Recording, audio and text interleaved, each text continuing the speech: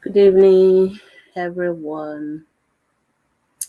Welcome to Atp Live Monday. I hope your day has been lovely.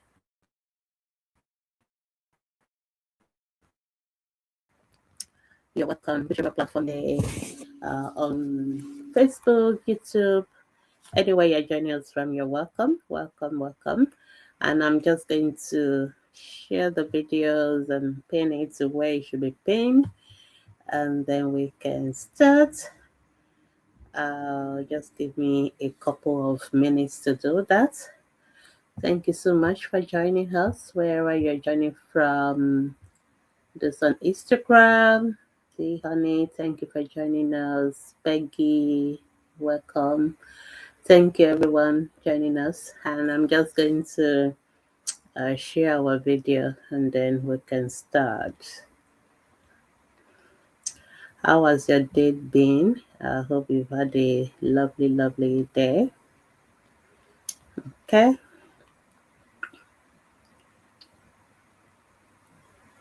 All right. I'm just looking for my video. It's taking time to load. Okay. Okay, I think I'm having connection with my Facebook. So let me do it on the app itself, my laptop. So thank you so much for joining us, whichever platform you're joining from today.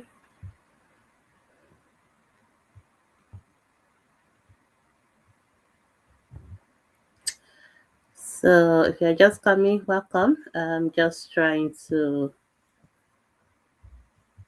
share the video first and then we can start.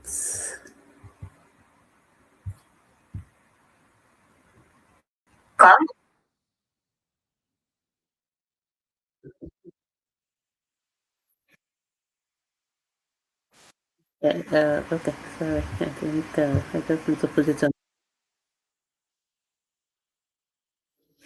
Okay, sorry. Okay, so I'm just going to share now. Uh, I don't know what Facebook is always putting it on the inside ATP Live. Anyway,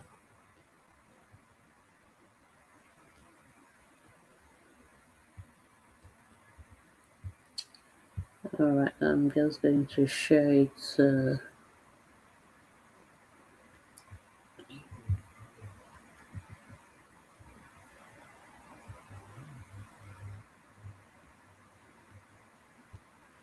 I'm just sharing to the groups. Just give me a couple of minutes to do that.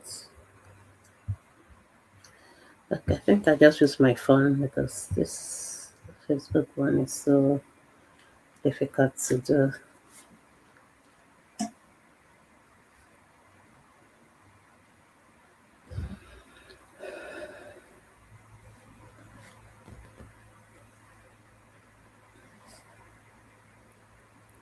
Okay, and then I'm going to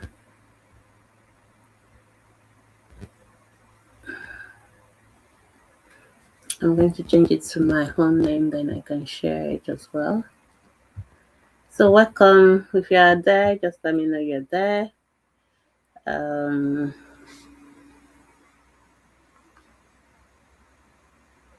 okay, and then I'm going to share.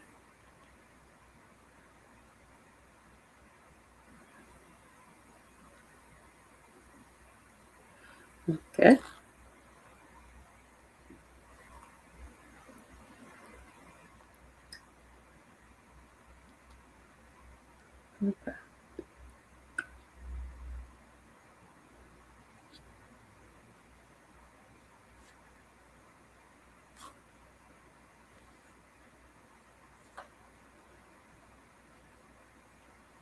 Okay, so I'm just doing all the sharing. Just give me a couple of minutes to do that, and then we can. So this ask the pediatricians. Okay. Um, also shared to my stories. Can find the stories.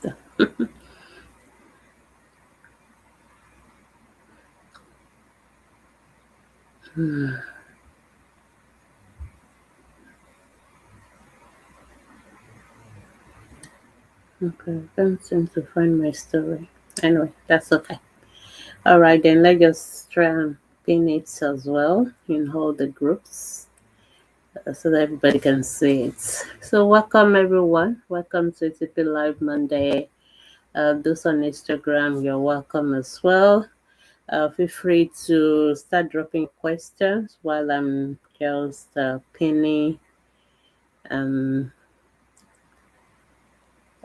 pin it close to the features, and then other people can see it as well.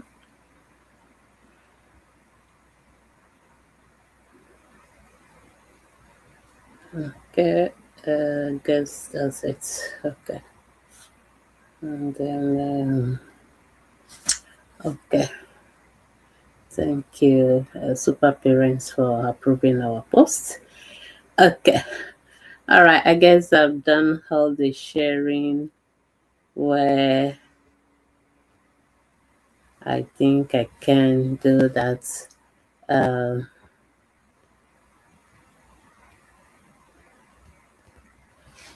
okay. All right, so now let me welcome everyone officially.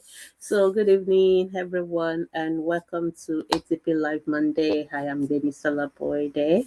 I'm a pediatrician, and it's my pleasure to be here today.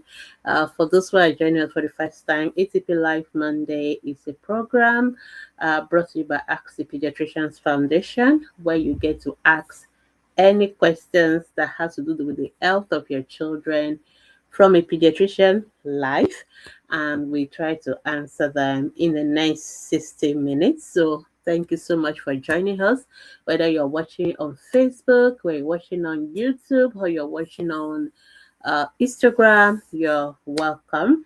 And so just a couple of housekeeping.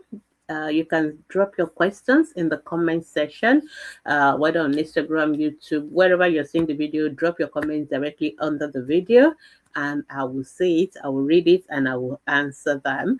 Please start with the age of the child. We always like to know the age of the child.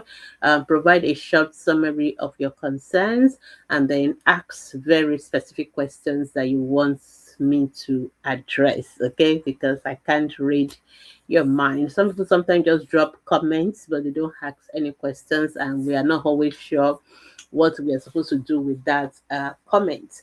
So just make sure you are very specific with your questions.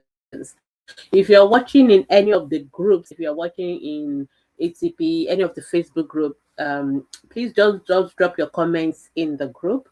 You have to click on the video itself so that you will be directly under the video to drop your comments. Otherwise, you will drop your comments in the group, but I won't be able to see it where I am. So that is why it's important for you to click on the video and drop your comments if you have a question. But if you are just listening and you don't have any question, that is absolutely fine. You don't need to click on the video. You can watch live and direct from your Facebook group. But if you have a question, remember that if you drop it in the group, I won't see it in the studio. So you have to click on the video so that you are on our page, and then you can drop your question directly on the page, and then that's when I'll be able to see your question.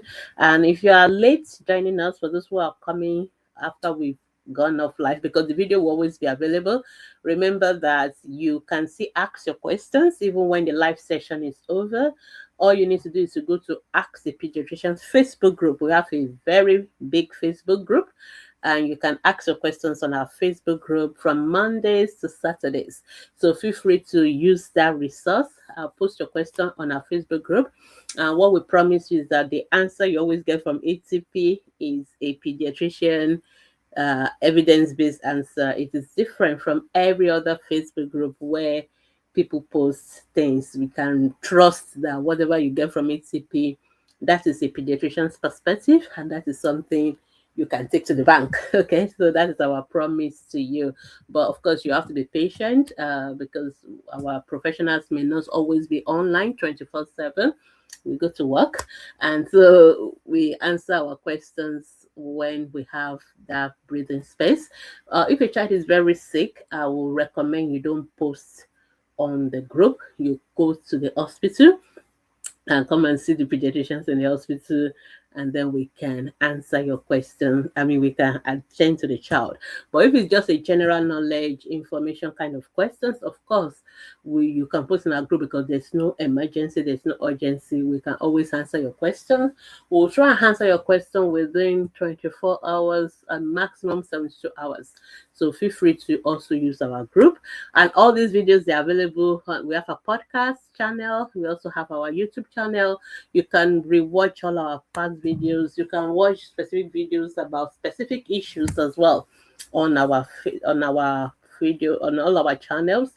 And then you can read on our website. Some of this topic has also been addressed extensively on our website.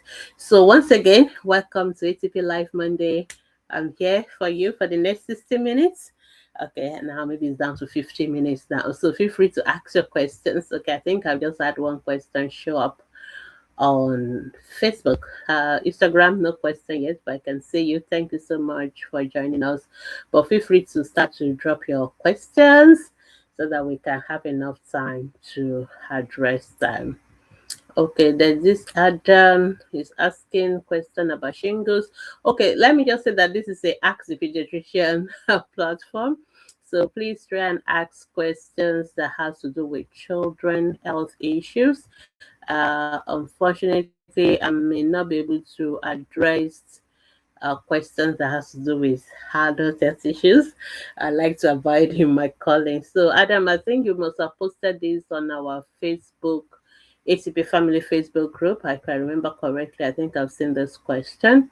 And so, and I think from what you wrote, you've actually been to the hospital. You're already on treatment.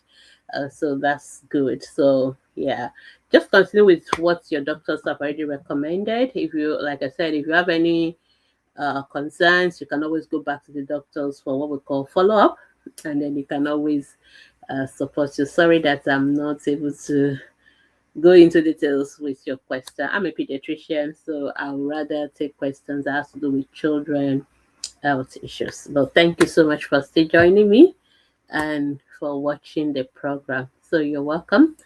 I think there's a question on Instagram. Peggy G45. Good evening, doctor. My son of 6 months, PCV is 29.7. Is it dangerously low? No, it is not dangerously low. Okay, so definition of dangerously low means I'm rushing to the blood bank, I'm grabbing the most available blood, maybe an O negative on cross match blood, and I want to give your baby blood immediately. That is the definition of dangerously low to a pediatrician. So PCV of almost 30% is not dangerously low. I would say it's a little bit low. It's definitely on the lower limits or the cutoff where we'll start to worry. But definitely, I'm not going to transfuse your baby with a PCB of 30, almost 30%. So it is not dangerously low.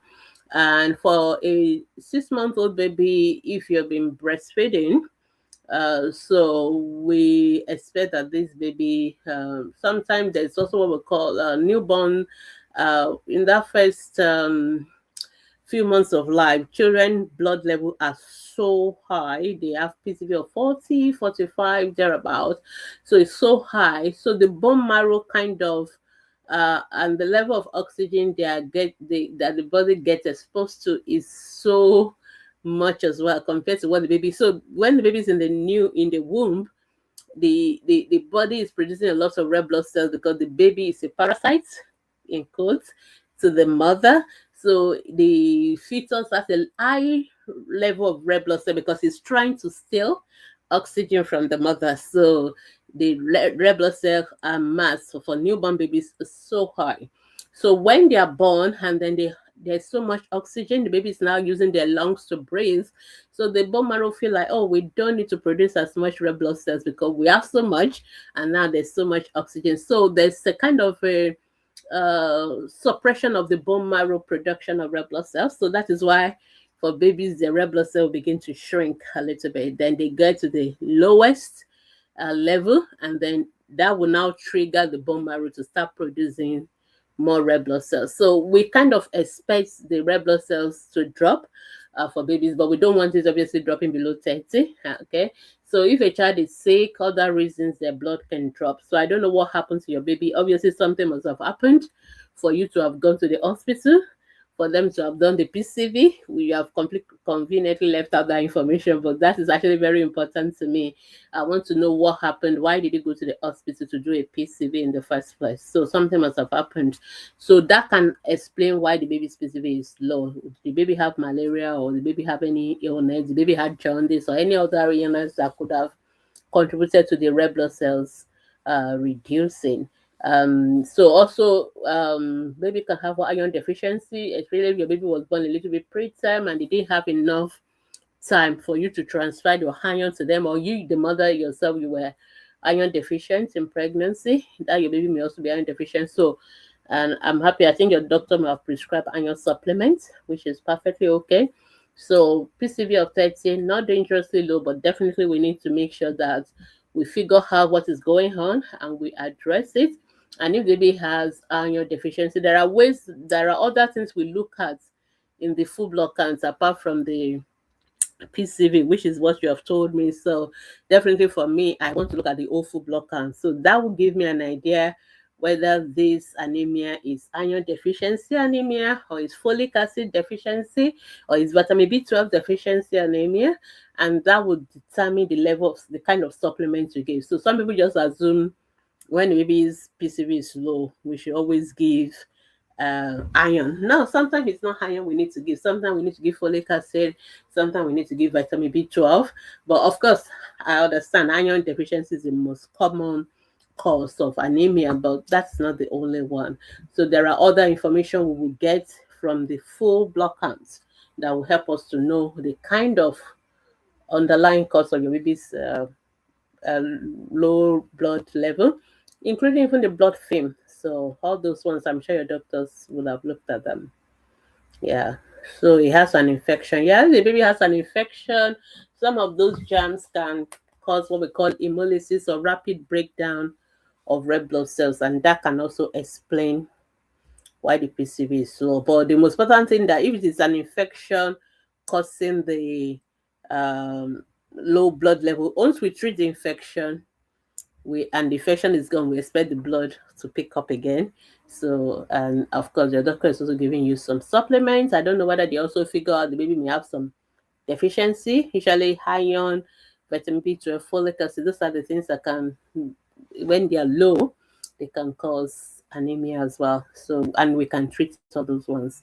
I want to assume your doctors is already doing that. So you don't need to panic. I guess you're panicking, which is why you're asking the question, but you don't need to panic. We're not worried about PCV of 30. We want to, of course, deal with it, but we're not uh, going to panic about it, and we don't need to give your baby blood. So that is just that. I hope that is clear. All right. Thank you, Adam, for your compliments. You're welcome.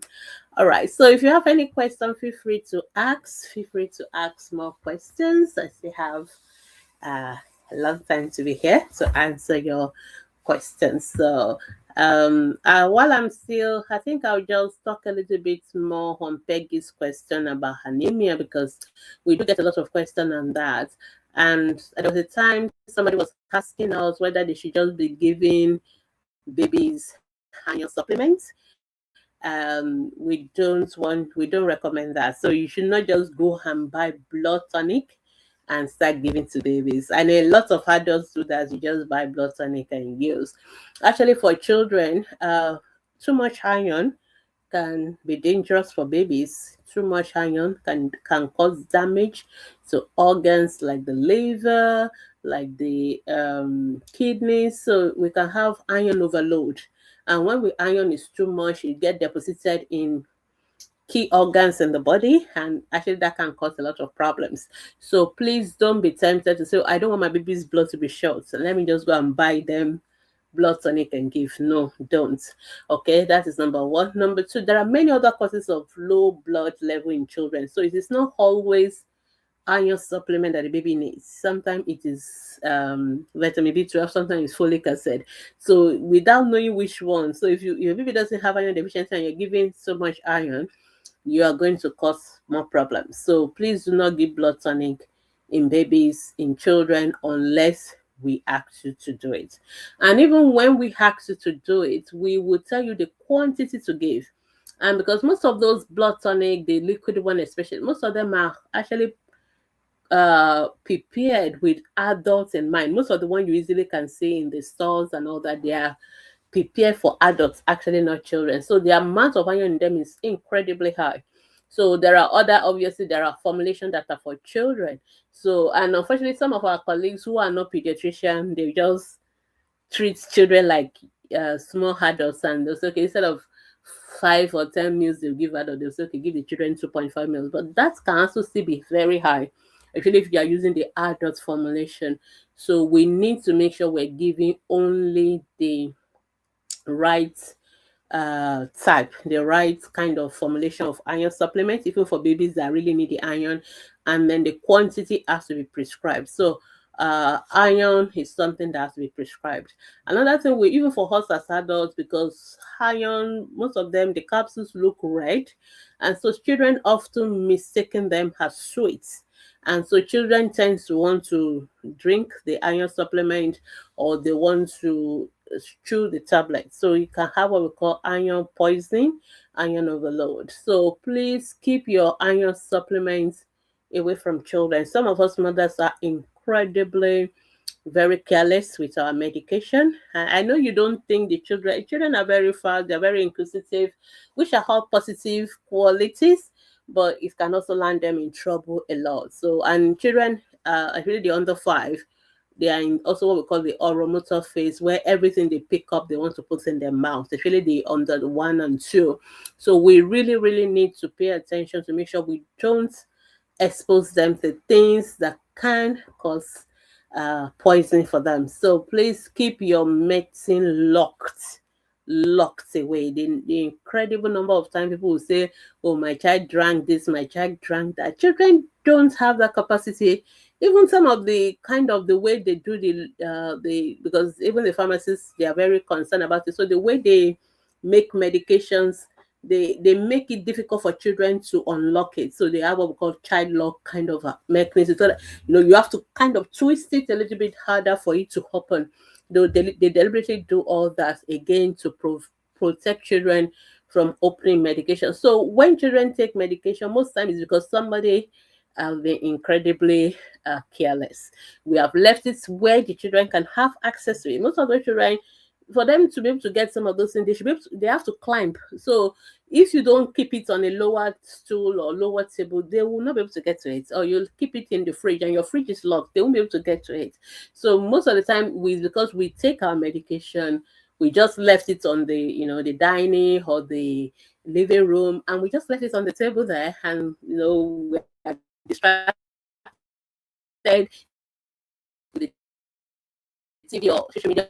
So most of that is when this happen. But if we are very conscious of it, and we make sure that we keep those medication locked away in difficult to access locations, our children will not likely take them, and they won't get poisoned by those medications. So I just want to use this opportunity to kind of emphasize the need. Actually, iron is one of the most common medication that children will and will take that can lead iron overload, which can damage the liver, damage the kidneys, end up helping liver failure, and then we have to start dealing with that. All these are preventable things, so we need to be conscious of that. All right. So thank you for asking that question. So don't just put children on iron supplement. Don't just give children drugs. Make sure you ask your doctors. Make sure it is prescribed first, and preferred by a pediatrician. And if your general doctors prescribe and your supplement, always ask them that this formulation, the dose, can you check that is the right one for children? It's very important. I know it's very important. Otherwise, children can get overloaded with iron. All right. I don't seem to have any question yet. Again, on Facebook, I have a feeling that's because the video was in ATP group. It puts it in the events page, not on the direct group. So that may have affected us being able to people to see. But feel free to ask your question. But if you're in the group, please don't drop your question as comments in the group. Make sure you drop your questions in the click on the video so that you drop your comments and I'll be able to read it. I'm just checking. I'm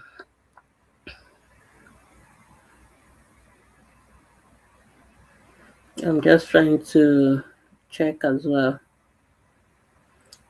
that nobody has done that so that we can answer your questions. Okay, no, I don't think so. So let me also check on Instagram. Okay, we don't have any question on Instagram yet. All right, that's fine. So while we're waiting for people to ask questions, I think I'll just talk about different topics, and I think I'll just continue to talk about what I started talking about in terms of keeping our homes safe from children getting poisoned, because childhood poisoning is a very common thing, and it can be very dreadful. It can lead to death of our children, so it can be fatal. So it's something that we really need to be conscious about, and we always have the 4 A's of prevention. When it comes to poisoning children, children have tendencies that make them prone to having getting poisoned with drugs or things that they shouldn't put in their mouth. Number one, children are very curious. So for example, they just want to check everything. So it's a good thing to be curious. That's how they learn. But then they want to experiment with everything. And then for the toddlers especially, they are in what we call the oral motor stage, where everything they put in their mouth. So it's again put them at risk. So, and the children are very fast. Most time accidents happen in seconds. So again, this is things that can happen. So what do we do to prevent our children having accidental poisonings? So we have the 4 A's. Number one, you want to decrease attractiveness. Decrease attractiveness. So you don't want to put things that are dangerous in a way that will make them attractive to children. Is very, very important. You want to decrease the attractiveness of things that are dangerous. So for example, you don't want to put your washing liquid and all that. You don't want to put it inside like your bottle that's for drinking. So if you put it inside drinking, so most children especially in Nigeria have what we call kerosene poisoning.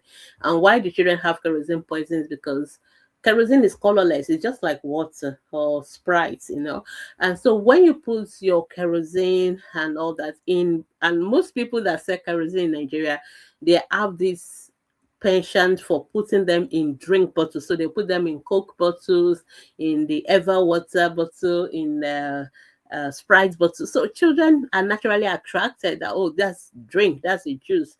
And, their sense of smell may not, I think you would think, oh, as an adult, you think, oh, the smell should give them an idea that it's not water, but they would have drunk it first before they realize, luckily because of the smell, most of them don't tend to drink a lot, but they can easily drink. So what we want to do, number one, don't put things like kerosene, petrol, don't put them in drink bottles.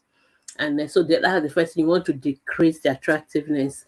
And our medication as well, the pharmacists are working hard on that to make sure that we don't make them colorful like sweets. And please never ever call medication sweets for children, including your vitamin C. Some of us take our children, we give them vitamin C and we call it sweet. Vitamin C is not sweet. Vitamin C is a medication. It can be overdosed in children. Yes.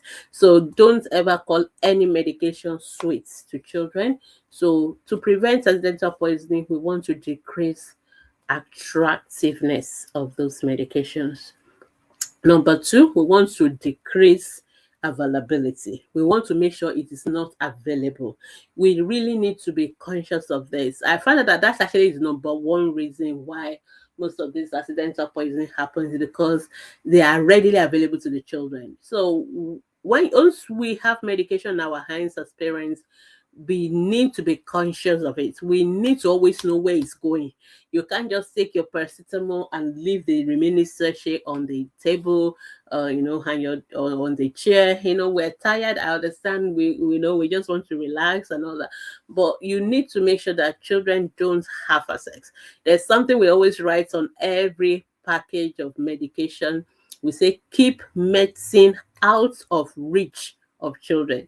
We always write it there, and most of us take it for granted. We don't even read it. We don't even think about it, but it's always written. There's a reason why that information is always written, to remind us we need to keep medication out of reach of children. We must decrease accessibility. We must decrease ability of children to have access to medication.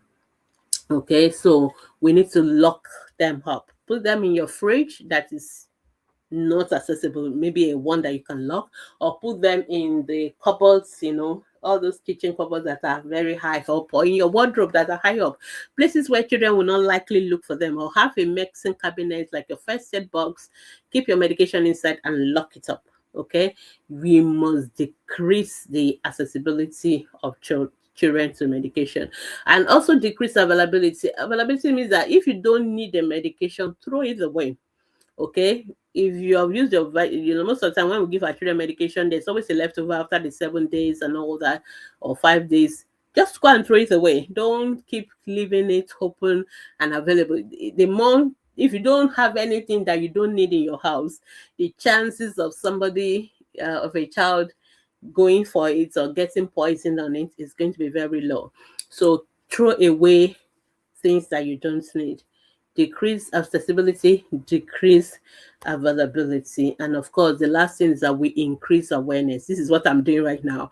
We have to increase awareness. Sometimes parents don't think of certain things, because we've never encountered that before. You've never seen a child poisoned with kerosene and all that. But we, pediatricians, we work in emergency room. We see it every day. It's almost like an epidemic. People coming with children that have swallowed their iron supplement, children that have drank kerosene. It's almost a nightmare for us. And even when on ATP, I see a lot of questions like that. My child has taken this, my child has swallowed this. What do I do? What do I do? What do I do? So this is the first thing, we're increasing awareness. That is exactly what I am doing right now. We want you to be conscious. We want to keep our children safe. Things like our chemicals like the washing liquid, washing detergent, and all these things that we use for cleaning products. Please lock them up, because we tend to keep them in the lower cupboards in the kitchen and all that.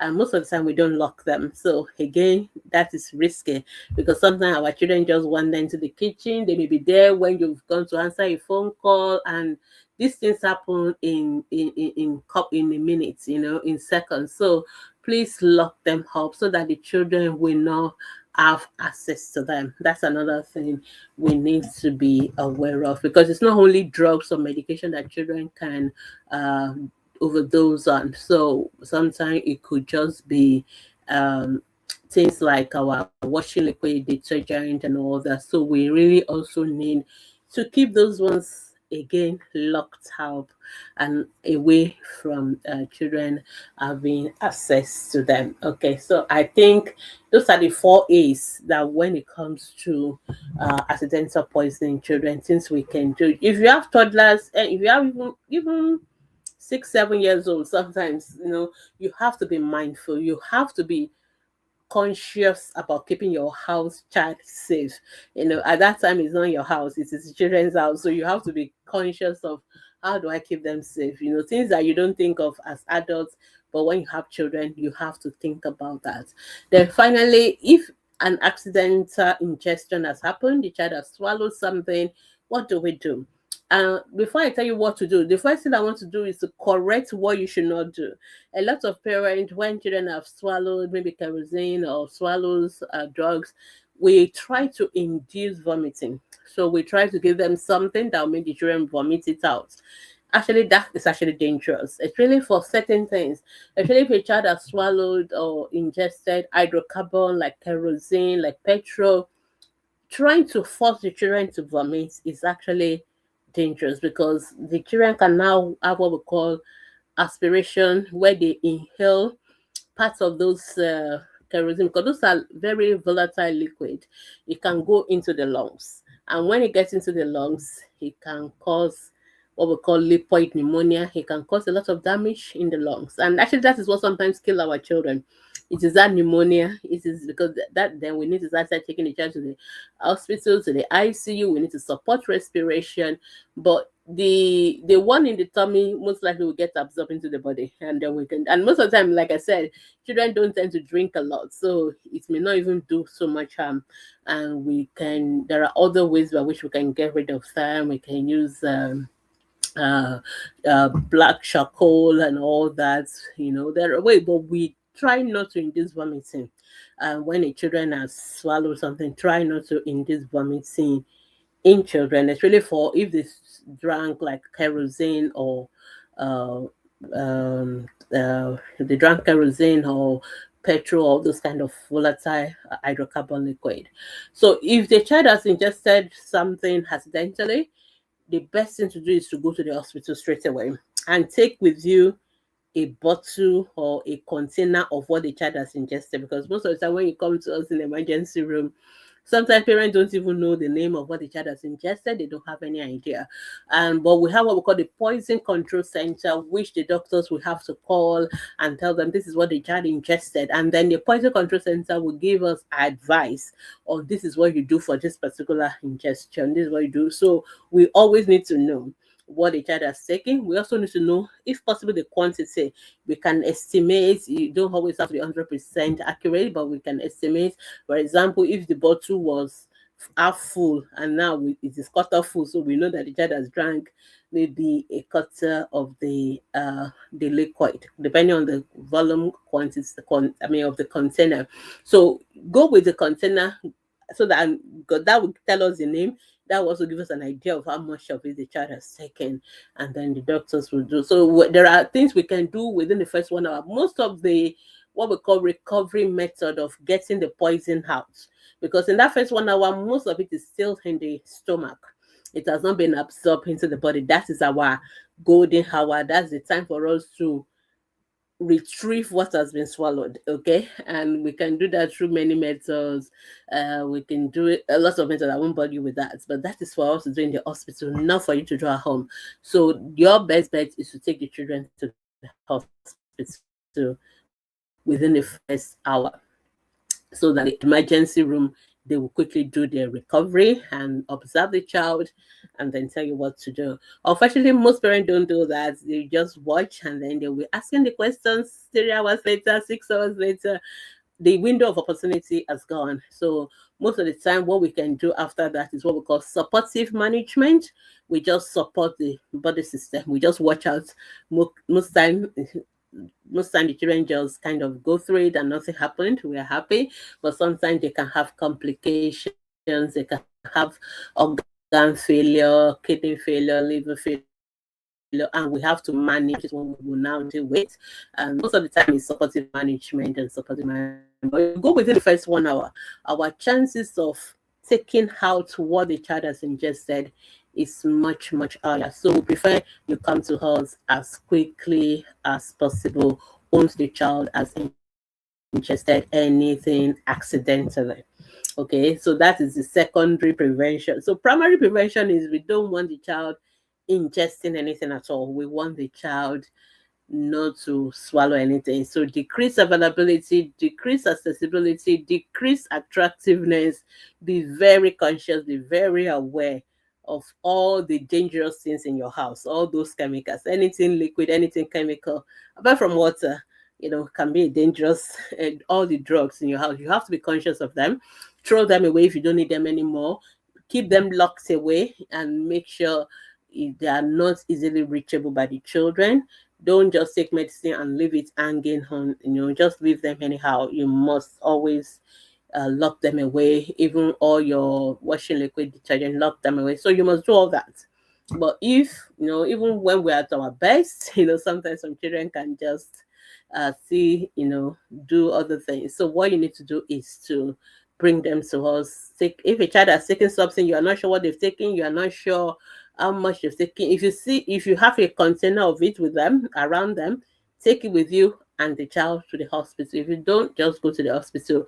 If you come to us within first 1 hour, we can use some methods to get rid of the poison or the toxin before it gets absorbed into the whole body system. But if it's over 1 hour, so that's lots more difficult, and it's more of a supportive management. And luckily, most of the children tend to recover, but don't induce vomiting, especially if it is kerosene and all that. Don't induce vomiting, because inducing vomiting will cause more harm to the child and can cause aspiration pneumonia, and that may lead to the child ending up in ICU. And then that is going to be something more difficult to recover from.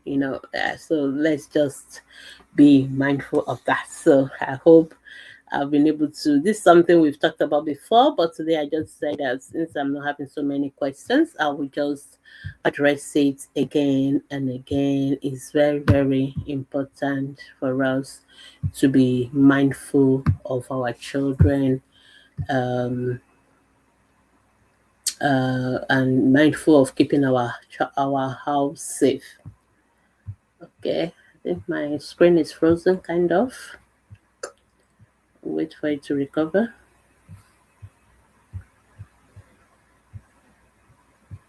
Okay.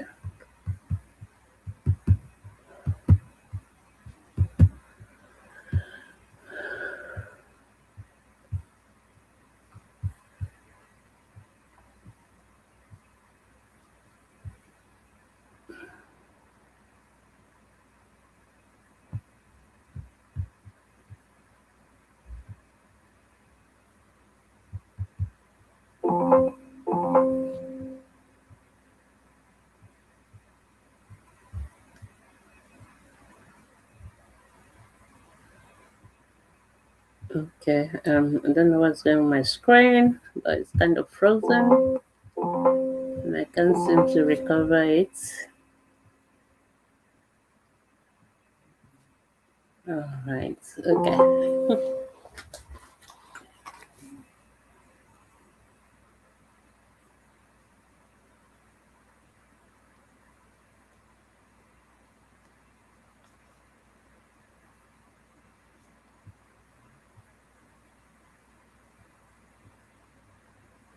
Oh, okay, I've recovered. Hope you can see me. Okay. So if you still have questions, feel free. We have a quarter of a minute to go. I don't know why let me just.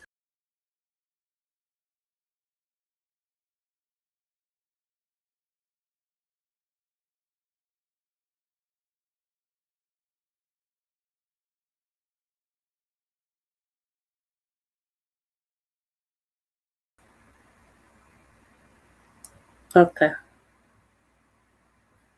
Okay, I'm back now. Sorry if you missed, my screen became frozen for a couple of minutes. So I hope you guys can see me now. And if you have questions, feel free to ask your questions. Then I'm also just going to check that people have not dropped the questions in the group, which is something that can happen a lot. Um,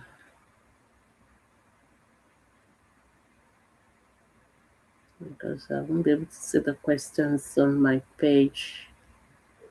Oh, okay. Somebody is coming online now. I got a question from V. Good evening, Doc. My daughter hasn't pulled since the last time she pulled was last Monday. Today's another Monday, so that's 1 week. How old is your baby? 7 months old. She's very active, still fits well. His baby 7 months old now. Because you said weight at 7 months 9.4, but I didn't get the whether that is the current weight or the weight when you weighed last. And she only takes pap and breast milk. Okay, so let's take it one by one. Number one, a child who is 7 months old, at least 7 months old, who has not passed through for a week. I'm worried about that. That child is constipated. So that is not, oh, she's 7 months old now. Okay, good. So baby is constipated. So I know we do talk about uh newborn babies and who are on exclusive breastfeeding, sometimes not passing stool and all that, but your baby is 7 months old. So a 7 months old should pass through at least every day or at least every other day. So if the baby has not passed through for 7 days, I'm worried that the baby is constipated, and that is number one. Number two, I'm worried about what this child is feeding on. Your baby is on breast milk and pap. That is also not good enough. That is also a recipe for different issues. Even though your baby's weight is big, but we don't like that kind of weight. Babies a baby who take mostly carbohydrates, which is what you're giving just the pap, and is big. We call them sugar baby syndrome. So, but it's not a good weight. It's not a good being big. So this child should be taking other food. So you need to give fruits. You need to give vegetables. So your baby should be able to take, like, I don't know if you can squeeze out your orange and dilute it a bit with water and give the child. You can squeeze out your watermelon, you can blend your apple, and give the child. So please do that. Or even, like, most of us, like, I can see that you most likely Nigerian from your name, you can give all these draw soup, like your okra soup. You can make a weju, green leaves, jute. You can make them and give the baby to drink, and that will help the baby to be able to pass the stool, because sometimes the constipation is because there is not enough fiber in the diet. Most pap, especially the one you already squeeze out of the fiber when you're making the pap, so there's not too much in there. So that can make the baby predisposed to constipation. So try and increase other things, and the child should be taking more than just pap. Pap is not enough. This child needs to have protein. The child needs to have vegetables. The child needs to take fruits. The child needs to take uh, both animal protein, like your egg, your fish, your meat, plant protein, like your granules, like your beans, and melon and all that. So we need to give the child variety of food. I know you may have tried, but you need to introduce more. Even this pap, for example, you can break an egg into it before you make it on fire. That will add protein to it. You can put a spoon of oil. You can blend it with you can blend your banana into it. After you made the pap, then you kind of make banana and put it into it. It will sweeten the pap, and at the same time it also add fruit to the pap. So there are many other things the child should be taking. I'm happy you're still breastfeeding, but you will need to do more. So, but now that the child is constipated, the first thing we need to further treat the constipation. So you need to see your doctors. They can give you what we call stool softener, or even your pharmacy. Some of those things are things the pharmacy can give you without a doctor prescription. So they can give stool softener, like lactulose, or like I forgot the one I want to mention. I don't tend to like liquid paraffin, but it's also useful. So there are other stool softener that the pharmacist or the doctor can prescribe for you, so that the child can pass out the hard stool already. But beyond that, to prevent it from happening again, we want you to be giving the child fruits. You want to give the child vegetables, even if it's once or twice a day, you should give the child. And in addition, the pap is not the only food. There's no food your 7 months old can eat. Child can use almost all the food in your kitchen. It's just that you need to make it soft. You need to make it, even mashed or porridge like, not like proper solid, but you can mash, you can make it porridge like, you can make smoothies, you can give the child so many other things. For a 7 months old, they don't need to eat plenty of that in a day. You just need to take like two major meals a day, and then you can have snack in between. So the snack can be your fruits juice, it can be your banana that you mash, it can be your boiled egg that you put in small pieces. So the child needs to take variety, and that will also help the child in terms of moving the bowel. Okay, so you can do that. But like I said, you may want to say the Movicol is what I was trying to remember. Movicol is another thing we can give to help the child in terms of bringing out the hard stool first, and then while you're doing that, also now work on other things. And more importantly, you also make sure the child drinks water. So the child must drink water at least. Your baby is almost 10 kilos now. So child at least needs to take 1 liter of water a day. That liter of water include any liquid, including the pap. So every liquid altogether, 1 liter minimum. So water, it could be what juice, it could be anything liquid, at least 1 liter a day. So I hope that is helpful. But I think what the child has is constipation. But it's treatable, it's manageable. And then you can work on the diet as well. Okay, so that is for V. I don't know if whether you are still there, you've had all the answers. If yes, that would be good. If not, if you have any more clarification or anything you like to know, okay, all right, okay, you are there, okay, good. I'm happy that you are there and you've gotten the answers to that. If you want to know more about constipation, we have an article on our website on constipation, the causes, the treatment, and all the things I've summarized. You can get more details there. And also, if you go on our Facebook group, I'm sure there will be a group discussion or video on constipation that you can also learn more from. But also work on the diet part. The constipation will naturally kind of take care of itself. All right, so thank you so much. Let me just check Instagram. I don't think I have any question on Instagram as well. And I think I've tried to check on the group that nobody has posted their questions on the group as well. Okay, somebody commented on a group okay, let me see.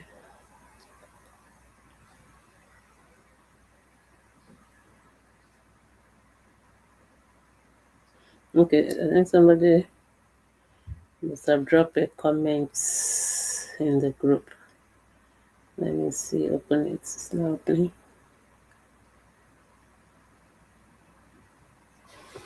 So for those watching the group, try and drop your comments. Okay, I think if you are the same person.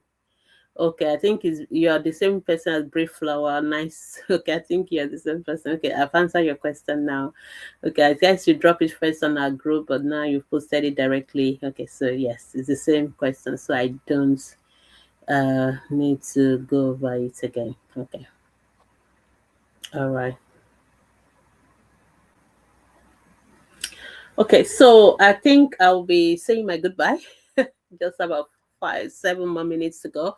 But just to let you know that if you still have any questions, our Facebook groups are open Mondays to Saturdays.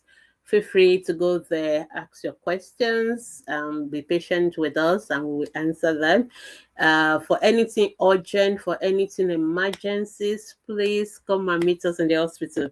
All our doctors will go to work in the morning, so that is where you're going to catch us. Come to the hospital.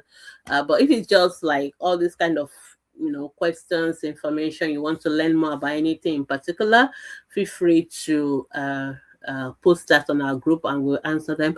And if you have any particular topic that you want us to talk more about, also post it on our group and we will address them. So also remember all our key childhood survivor breastfeeding exclusively is the first 6 months. Keep breastfeeding after the first 6 months until 2 years and beyond while you start complementary feeding. Remember to take your children for immunizations. they keep our children, protect them from all these vaccine preventable diseases. All right, I think those are my uh, feedback for you for today. Thank you so much for joining me today. And apologies for those who may not have seen us, because I think Facebook put it in the events page and not on the main group. So I have a feeling that's affected people seeing it. But no worries. I'll be here again next week, and I try to make sure we work on that and that doesn't happen again. Till I see you again next week. Have a wonderful rest of your day. And it is bye bye. Bye bye from me. Bye.